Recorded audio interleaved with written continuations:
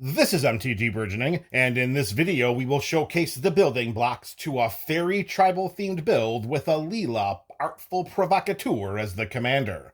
Although this presentation can act as a standalone video for crafting a Faerie tribal-themed EDH deck with Alela as the commander, be sure to also look in the description of this video for links to the video primer for this series, its playlist, as well as a list of the cards featured in this video. With the intro out of the way, let's start deck teching by introducing Alela, Artful Provocateur, a 2/3 legendary Faerie warlock for 1 in Esper colors. That's 1 white, 1 blue, and 1 black mana.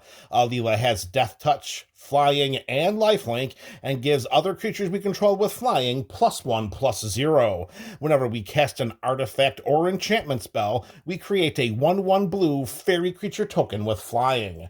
It's not going to take a lot of rocket science for us in this video, folks. We're going to craft a Faerie tribal build. All of the cards presented in this video will be all things Faerie, and they're all going to synergize with each other just like the fairies do. So with as powerful as Alela is, she's not going to be able to do it by herself. So the following 19 cards presented to you in alphabetical order are going to help to strengthen and synergize this Faerie tribal theme.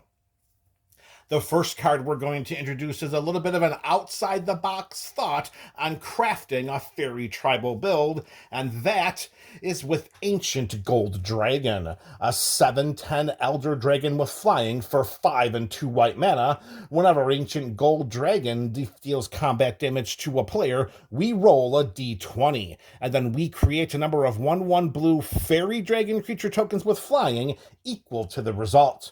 So if we have just an average die roll from a d20 of 10, if we can strike an opponent with combat damage with Ancient Gold Dragon, we are going to create 10 of those 1/1 Faerie Dragon creature tokens with Flying. Yes, they are part Faerie, even though they say Faerie Dragon. So they are going to interact with Alela, and they are going to interact with all of our other Faerie synergies in this video. Next up, let's make sure that we can create all kinds of Faerie tokens and not just with Ancient Gold Dragon, because we can do the similar, not exactly to the exact burst amount that the Ancient Gold Dragon can give us with just one lucky roll of the d20. How about something a little more steady in the form of Bitter Blossom? This tribal enchantment is a Faerie enchantment, as you see way back from the Lorwyn block, and we are looking at an enchantment here for 1 and 1 black mana. At the beginning of our upkeep, we lose 1 life and we create a 1/1 black Faerie rogue creature token with Flying. That 1 life, probably we won't, really miss that 1 life at the beginning of each one of our upkeeps. We are beginning with 40. I mean, it's something to keep an eye on, but our commander here has lifelink, so she strikes for at least 2 damage. We've already regained 2 of that lost life. Our next Faerie edition here, we went mono white, we went mono black, so now let's go mono blue. It's Brazen Borrower, back from the days of Throne of Eldraine. What a fantastic set, just released over 6 wonderful years ago.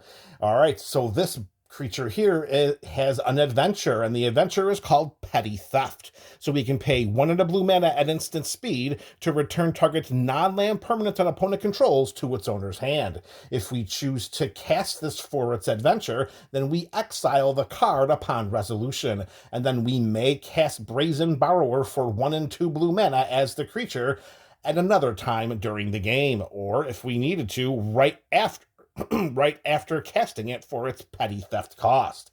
And when we do, we may cast it as though it had flash, which means we can cast it at any time that we could cast an instant during our opponent's combat, at the end of our opponent's end step, anytime we want to cast Brazen Borrower. And what we're getting is a 3/1 Faerie rogue with Flying that can only block creatures with Flying. Trust me, folks, if we're putting a 3/1 flyer onto the battlefield, we're not really worried about leaving it to block. We're more preoccupied with turning it sideways and sending it into combat.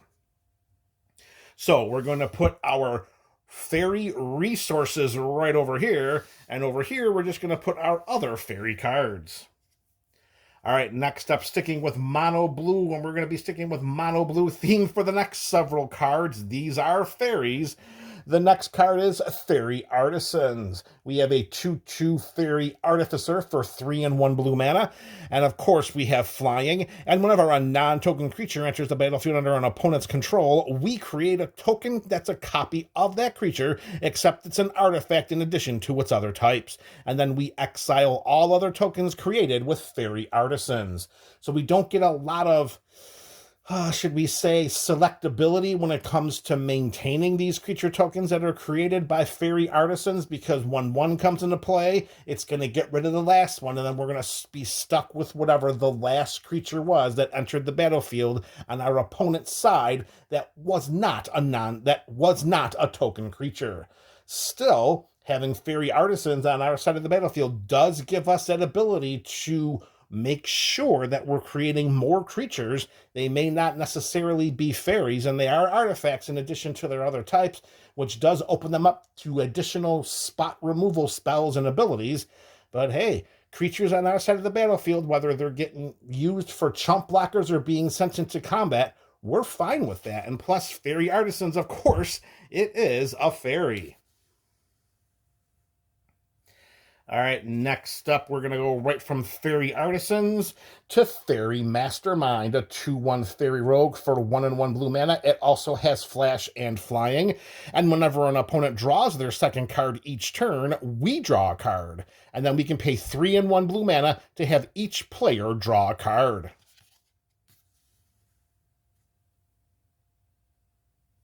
All right, we're sticking with mono blue, but we're going to shift our gears from creature to sorcery for a little Faerie Slumber Party. For 4 and 2 blue mana, we return all creatures to their owner's hands. And for each opponent who controlled a creature returned this way, we create 2 1/1 blue fairy creature tokens with flying, and this creature can block only creatures with flying. So yes, this is a spell that is symmetrical. It is going to affect us as well. We are going to return all of our fairy creature cards to our hand, and if we have any tokens on our side of the battlefield, they're going to cease to exist once they leave the battlefield. And the same thing is going to happen to our opponents. However, depending on the number of creatures our opponents have on their sides of the battlefield, we're going to really make out by casting this spell, because every one creature that's returned to their hand, we're getting 2 1/1 fairy creatures with flying. Sure, they can block only creatures with flying. We don't care about that. We're making sure that we can create swarms and swarms of evasive creature tokens with this spell that we can send into combat, and hopefully we can get Alela into play to give them a nice little power boost. So although Faerie Slumber Party does have an effect that's going to impact us, after it's all said and done and this spell resolves, we're going to be just fine, everybody. Just fine. Speaking of getting that power boost, how about a power and toughness boost with Favorable Winds? An enchantment for 1 and 1 blue mana. Creatures we control with flying gets +1/+1. Yeah, baby, right there, we're going to hook up our fairies. Staying with mono blue and going back to our actual fairy creatures, we have Glenalendra Archmage, a 2/2 fairy wizard with flying for 3 and 1 blue mana. We can pay a blue mana and sacrifice Glenalendra to counter target non-creature spell. If that isn't good enough, this creature also has the Persist mechanic, which means that when it dies, if it had no -1/-1 counters on it, we return it to the battlefield under our control with a -1/-1 counter on it. So that means for the investment of 3 and 1 blue mana, we get a 2/2 flyer that has the ability to counter 2 target non-creature spells. One the first time it's in play, and then the other after Glenalendra returns from the graveyard to the battlefield with that -1/-1 counter on it through her Persist mechanic. All right, staying in the mindset of some more Anthem effects for our oh-so-lovely flying fairies, we have Glenalendra Liege, a 2/3 Faerie Knight with flying for 1 mana and any combination of 3 hybridized Dimir mana. So we have a total mana value of 4 here, and what Glenelender Liege is going to do is she's going to give blue creatures we control +1/+1 and black creatures we control +1/+1. Those are other blue and other black creatures. Unfortunately, Glenelender Liege will not buff herself. So all of our blue creatures will get +1/+1, all of our black creatures will get +1/+1, and all of our creatures that are both blue and black, well, like Alela, they're going to get +2/+2. Staying with mono blue, we got, I shouldn't say that in a different way. Returning to mono blue, even though we can cast Glenelender Liege with just blue mana, we're going to consider that to be a multicolored card. Next up, mono blue, we have High Fae Trickster, a 4/2 fairy wizard for 3 and 1 blue mana. It has flash, it has flying, and when it's on our side of the battlefield, we may cast spells as though they had flash. In a fairy deck, that could be absolutely game-changing to have this creature on our side of the battlefield, allowing us to cast all of our spells as though they had flash. That's not just creature spells, it's not just instants and sorcery spells. All of our spells we may cast as though they had flash. All right, going to our first true Dimir mana-valued card, we have Halo Forager, a 3/1 fairy rogue for 1 in the aforementioned Dimir colors. Of course, it has flying, and when it enters the battlefield, we may pay X generic mana. And when we do, we may cast target instant or sorcery card with mana value X from a graveyard without paying its mana cost. If that spell will be put into a graveyard, we exile it instead. So this gives us the option of getting a little bit of a utility benefit by having Halo Forager come into our side of the battlefield. As long as we have the mana available to jam into her X ability, we're going to cast an instant or sorcery spell in a graveyard without paying its mana cost. Note, it does not have to be our graveyard, and it does not have to be an opponent's graveyard. Any instant or any sorcery card from any graveyard we can cast. We're just making sure we match the mana value by paying X when this fairy rogue comes into play. All right, we're going back to the mono blue sorcery well once more. This time it's a tribal sorcery, and that is Notorious Throng, a 3 and a blue mana value for this tribal sorcery for rogue, and it has the Prowl mechanic. Now, the Prowl mechanic is not a very well-known or popular or even well-utilized mechanic, so we're going way back in time here for this particular ability. So when we cast this spell for its Prowl cost, which is 2 generic mana more than its actual mana value, if we dealt combat damage to a player with this rogue, if we dealt combat damage to a player with a rogue this turn, we can cast this spell for its Prowl ability. As you've noticed, we do have quite a number of fairy rogues already showcased in this video, and I have a sneaking suspicion that we may see another 1 or 2. So when we do cast Notorious Throng, either for its mana value or for its Prowl cost, let's see what we're going to get. We create X, 1/1 black fairy rogue creature tokens with flying, where X is the damage dealt to our opponents this turn. So of course we're most likely going to be casting this during our second main phase, which otherwise is known as our post-combat main phase. And if we paid the spell's Prowl cost, we take an extra turn after this one. So you can see what we're doing with this card. This we're going to look to as a potential win condition in this build. We send our entire fleet of fairies into combat, deal oodles upon oodles of combat damage to an opponent or to all of our opponents or any number of them. Hopefully we have at least 1 fairy rogue among them. I'm pretty sure we'll be just fine. We get to our second main phase. We pay 5 and a blue mana and cast this sorcery for its Prowl cost. We're going to create those 1/1 black fairy rogue creature tokens with flying, where X is going to be equal to all of the combat damage that we just did.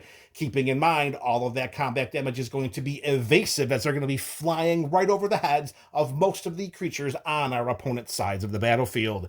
And then with all of those freshly summoned creature tokens tokens just waiting to attack. We get to take another turn, untap with the Faerie army that we just attacked with, and then hopefully end the game. As powerful as a spell as Notorious Throng is, it is going to get its own slot right underneath Alela, because we can count on that to be a win condition in this Faerie tribal build.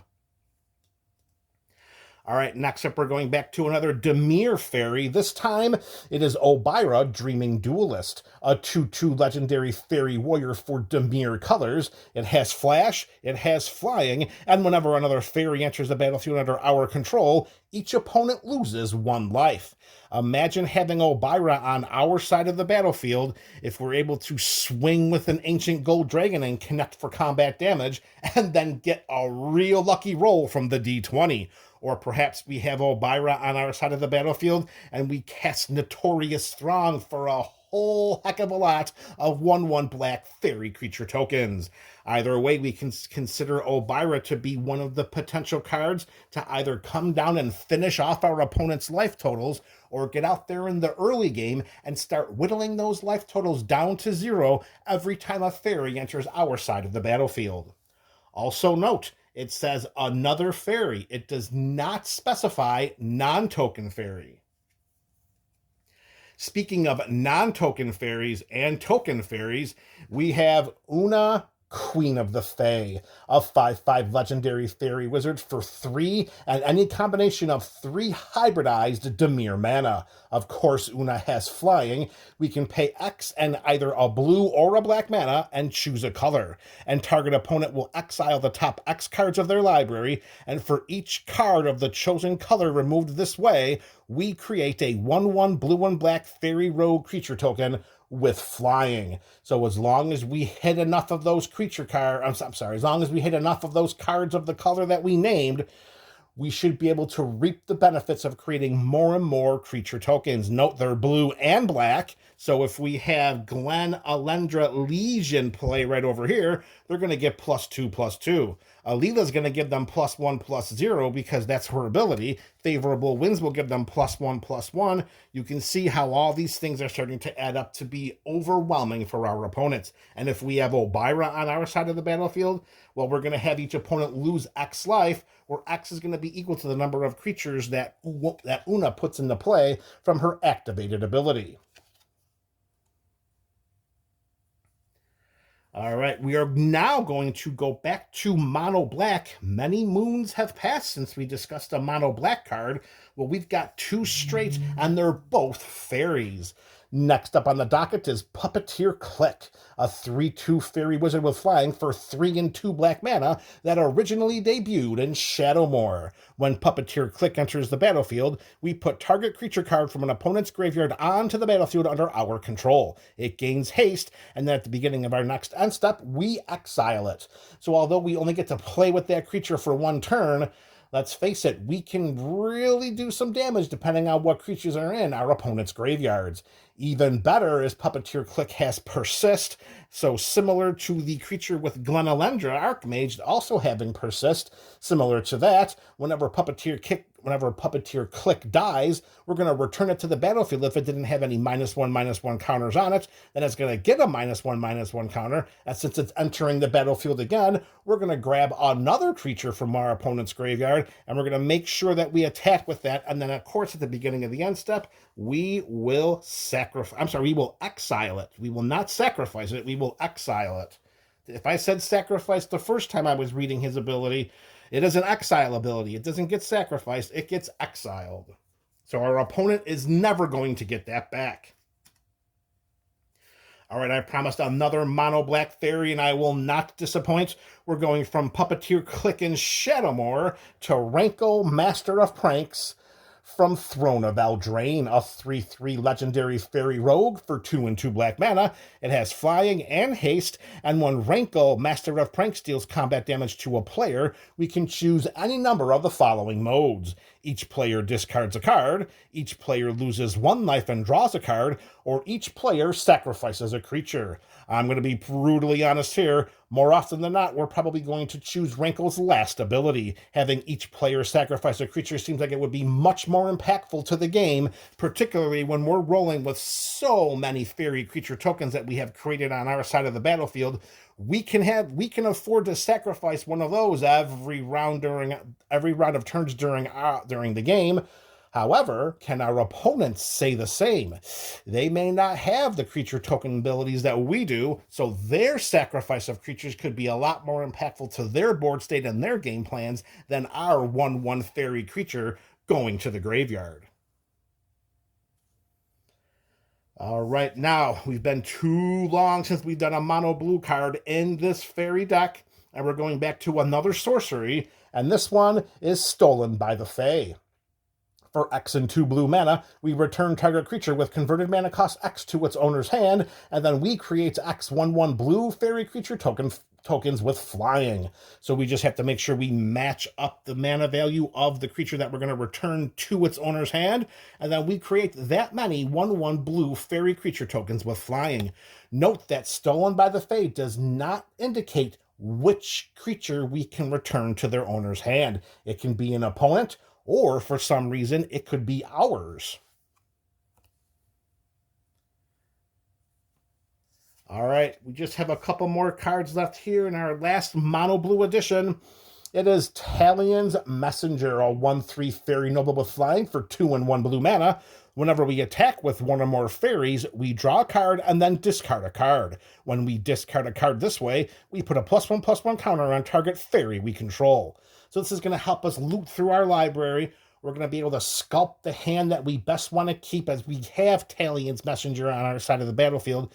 We're most likely going to trigger this every single turn because, let's face it, our entire creature base are all evasive, so we're sending them into combat. We're going to deal combat damage to our opponents, and even if we don't have the ability to do combat damage, this is an attack trigger, not a combat damage trigger. So we can just attack, even if we know that a fairy is going to die. We get to loot the top card of our library by by drawing it, and then we discard a card, and then we get to put a +1/+1 counter on target fairy we control.